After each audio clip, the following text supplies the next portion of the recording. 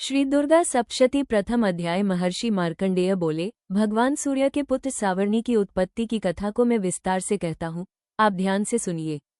सूर्य की छाया से उत्पन्न सावर्णी जगज्जननी महामाया की कृपा से जैसे मनवंतर के अधिपति बने, वो कथा सुनिए। प्राचीनकाल में स्वारोचिष मनवंतर में चैत्र वंश राजा सुरथ समस्त पृथ्वी के चक्रवर्ती राजा हुए। वे प्रजा का अपने पुत्रों की भांति पालन करते थे। यवन राजाओं से राजा सुरथ की शत्रुता हो गई। दुष्ट दलन राजा सुरथ से उनका भयंकर युद्ध हुआ और थोड़ी सेना कोश होने से यवन राजाओं ने सुरथ को हरा दिया।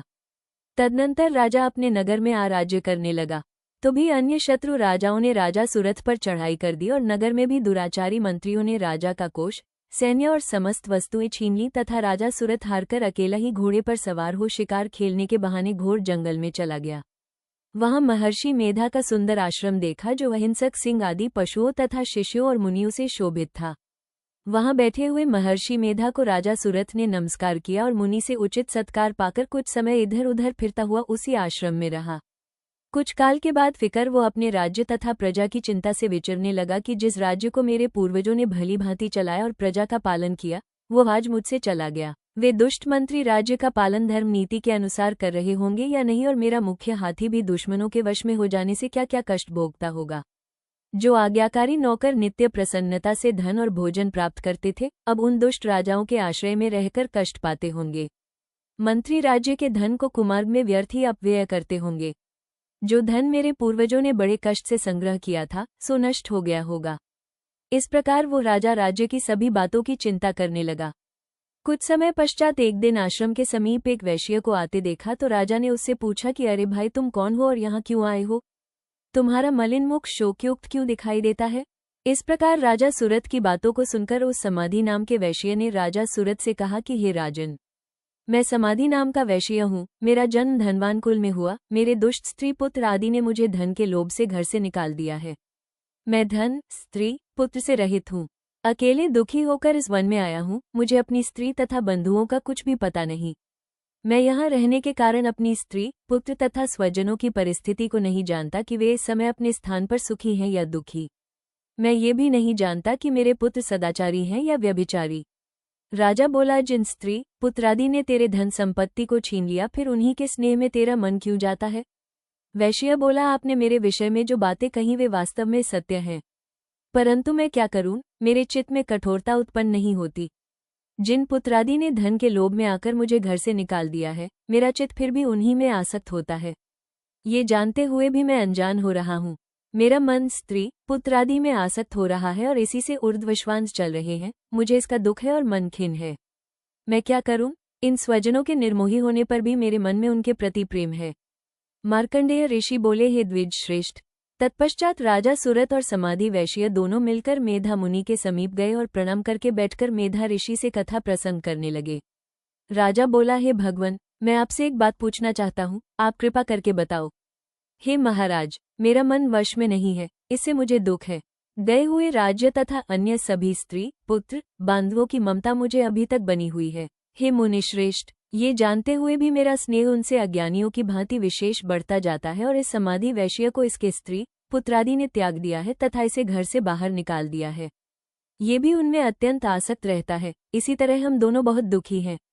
हे महाभाग, उनके दोषों को जानते हुए भी हम दोनों का हृदय उनके प्रति ममता में आसक्त रहता है। इतना ज्ञान होते हुए भी ऐसी ममता क्यों है? हम दोनों को अज्ञानियों की भांति मूर्ता क्यों उत्पन्न हो रही है? महर्षि मेधा ने कहा, समस्त जंतुओं को जानने योग्य ज्ञान होता है। हे महाभाग, सभी प्राणी पृथक पृथक होते हैं। कोई दिन में नहीं देखते, कोई रात्रि में नहीं देखते और कोई दिन रात्रि में समान दृष्टि से देखते हैं। ये सत्य है, इसमें संदेह नहीं है। केवल उनमें ही नहीं, सभी पशु पक्षी मृगादि में भी मनुष्य की भांति ज्ञान होता है। ये स्थूल ज्ञान होता है। जैसे मनुष्य में आहार आदि की इच्छा उत्पन्न होती है, वैसे ही पशु पक्षी आदि में भी आहार विहार, निद्रा, मैथुन आदि की इच्छा उत्पन्न होती है। ज्ञान होने पर भी पक्षियों की भांति, भूखे होने पर भी ममतावश अपने बच्चों को चोंच में स्नेह से चुगा देकर प्रसन्न होते हैं। हे राजन, मनुष्य भी अपने पुत्र पौत्रों के साथ इसी भांति बर्ताव करते हैं। वह पालन पोषण इस इच्छा से करते हैं कि जब हमारी वृद्धावस्था आएगी तब हमारा पालन पोषण वे करेंगे। क्या ये तुम नहीं देखते कि पुत्रादि उनका भरण पोषण न भी करे तो भी माता पिता तो करते ही हैं, क्योंकि विश्व की स्थिति को रखने वाली महामाया के प्रभाव से वे मोह के गड्ढे में डाल दिए गए हैं। इसमें आश्चर्य नहीं है, क्योंकि यह भगवान की महामाया है। वो भगवती देवी बड़े बड़े ज्ञानियों के चित्त को जबरदस्ती खींचकर मोह में डाल देती है। इस देवी ने ही चराचर विश्व को उत्पन्न किया है। ये देवी प्रसन्न होकर भक्तों को वरदान देती है, जिससे मुक्ति मिलती है। वही भक्ति की परम हेतु और सनातनी ब्रह्म स्वरूपा विद्या है। ये भगवती ही सांसारिक बंधुओं की हेतु तथा सर्वेश्वरी है। राजा बोला, हे भगवन, आप जिसे महामाया कहते हैं वो कौन सी देवी है? हे द्विज, वो देवी कैसे उत्पन्न हुई और उसका क्या कार्य है? उसका स्वभाव, स्वरूप, उत्पत्ति आदि के विषय में मैं सुनना चाहता हूँ, सो आप सभी वृतांत मुझे सुनाइए।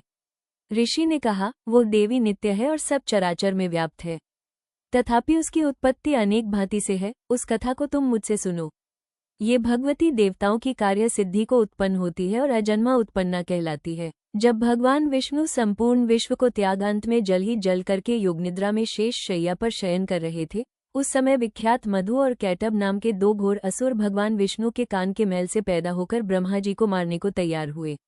ब्रह्मा जी विष्णु भगवान के नाभि कमल पर स्थित थे। उन दोनों भयंकर असुरों को मारने को आता देखकर और भगवान विष्णु को सोता हुआ देखकर ब्रह्मा जी योगनिद्रा की प्रसन्नतार्थ एकाग्र मन से स्तुति करने लगे, जिससे कि भगवान विष्णु के नेत्रों से भगवती योगमाया अपना प्रभाव हटा ले और भगवान जाग पड़े। वो योगमाया विश्वेश्वरी, जगन्माता, स्थिति संहार करने वाली, भगवान विष्णु की अतुल तेज वाली निद्रा स्वरूपा अनुपम शक्ति है। ब्रह्मा जी बोले, हे महामाये, तुम स्वाहा, देवताओं को पालने वाली हो। तुम स्वधा, पितृश्वरों का पोषण करने वाली हो। तुम ही वष्टकार स्वर, इंद्र को यज्ञ का हिस्सा पहुंचाने वाली हो। अमृत भी तुम ही हो, अक्षरों में ऊ मात्रा तुम हो तथा नित्य आदि मात्रा, व्यंजन भी तुम ही हो। हे देवी, तुम ही संध्या, सावित्री और संसार की जननी हो। और हे मातेश्वरी, विश्व को उत्पन्न, पालन और संहार करने वाली आप ही हो। रचना काल में सृष्टि रूप तथा पालन काल में संहार स्थिति स्वरूपा आप ही हो। आप महाविद्या, महामाया, महामेधा, महास्मृति, महामोहा, महादेवी, महासुरी हो। आप ही समस्त चराचर के तीनों गुणों सत्व, रज, तम को उत्पन्न करने वाली प्रकृति हो। आपकी कालरात्रि, प्रलय स्वरूप, महाराजत्री तथा दारुण मोहरात्रि हो। आप श्री ईश्वरी और बुद्धि की बोध स्वरूपा हो। लज्जा, पुष्टि, तुष्टि, शांति, क्षमता आप ही हो। और हे मातेश्वरी, आप खड्ग, शूल, घोर, गदा, चक्र, शंख, धनुष, बाण, भुशुंडी, परिग आदि अस्त्रों को धारण करने वाली हो। हे देवी, आप ही सौम्यता हो तथा संसार में आप ही अति सुंदर हो। पर और अपरों में श्रेष्ठ आप ही परमेश्वरी हो। हे अखिलात्मिके, सत और असत जो कुछ है उन सब की शक्ति आप ही हो। मैं आपकी कैसे प्रार्थना करूं? जो इस विश्व की रचना, पालन और संहार करते हैं, उन भगवान विष्णु को आपने अपनी निद्रा के वश में कर लिया है। फिर भला बताइए, और कौन आपकी प्रार्थना करने में समर्थ है, जबकि आपने भगवान विष्णु, ईशान, शंकर तथा मुझसे ये शरीर ग्रहण कर लिया है। आप तो अपने प्रभाव से स्वयं प्रशंसित हो। मधु और कैटब नाम के इन महादुष्टों को आप मोह लीजिए और विश्वपति भगवान अच्युत को जगाइए।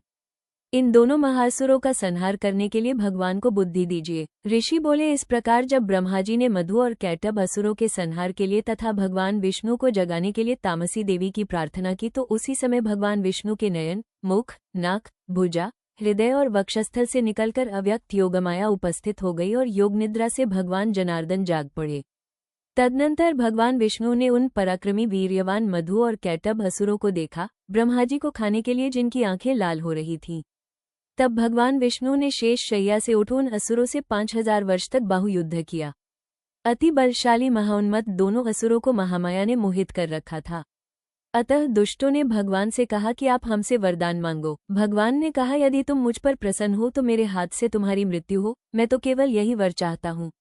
ऋषि ने कहा, इस भांति जब भगवान ने उनसे यह वरदान ले लिया तो भगवान से कहने लगे कि हमें सर्वत्र जल ही जल दिखाई देता है, इसलिए हे भगवान, हमारा वध उस स्थान पर कीजिए जहाँ पृथ्वी पर पानी न हो। ऋषि मेधा ने कहा, तब भगवान विष्णु ने शंख, चक्र, गदा धारण किए और उनसे तथास्तु कह दोनों के सिर अपनी जांघों पर रखकर चक्र से काट दिए। इस प्रकार यह महामाया देवी श्री ब्रह्मा जी की प्रार्थना करने पर स्वयं उत्पन्न हुई है। हे राजन, मैं अब इसके प्रभाव को बताता हूँ, आप ध्यान से सुनो।